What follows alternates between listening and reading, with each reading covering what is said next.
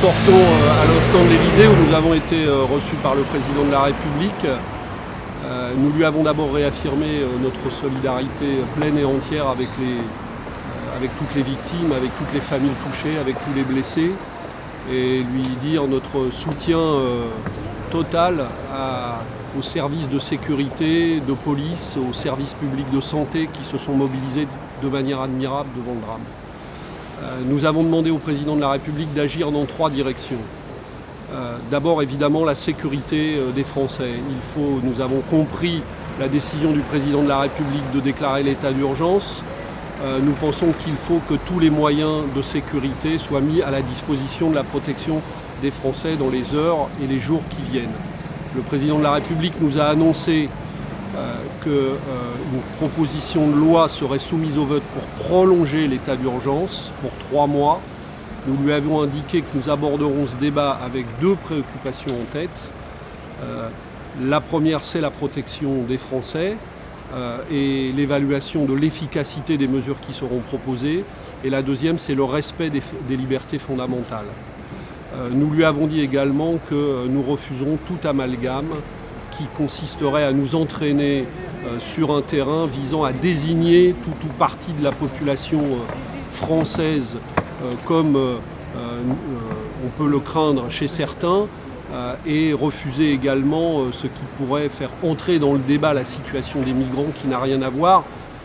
Et je dirais même que les migrants sont eux-mêmes des victimes de la guerre au Grand Moyen-Orient. Donc nous avons plutôt à poursuivre notre travail de solidarité.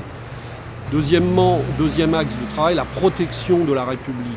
Les terroristes visent nos libertés et la République. Nous devons protéger la République, protéger nos libertés, protéger la démocratie, protéger nos services publics et protéger tout ce qui permet aux Français de vivre comme ils vivaient auparavant dans des conditions de liberté et de démocratie maximum.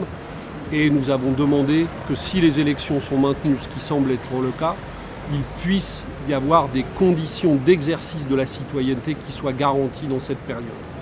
Enfin, et c'est pour nous le cœur du problème, nous avons demandé au président de la République de changer les objectifs de l'action internationale de la France. La France doit retrouver sa pleine liberté de parole et doit prendre de nouvelles initiatives pour construire une coalition internationale qui permette de combattre Daesh et tous les terrorismes, mais qui permettent de le faire pour construire la paix et des solutions politiques. Ce qui vient de se passer, c'est aussi le résultat de l'échec de 15 ans de logique de guerre.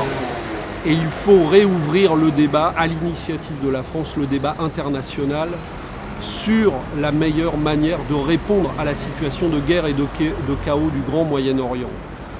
Et de ce point de vue, nous avons demandé que soit créée une commission spéciale réunissant l'ensemble des commissions concernées des 2 chambres du Parlement pour mener un travail approfondi et sérieux, y compris un travail d'audition, pour redéfinir les objectifs de l'action internationale de la France et prendre des initiatives en direction de l'ONU, parce que tout cela doit se faire sous l'égide de l'ONU, à l'initiative de la France, avec de nouveaux objectifs de paix, et non pas des objectifs qui nous conduiraient à l'échec répété des logiques de guerre actuelles.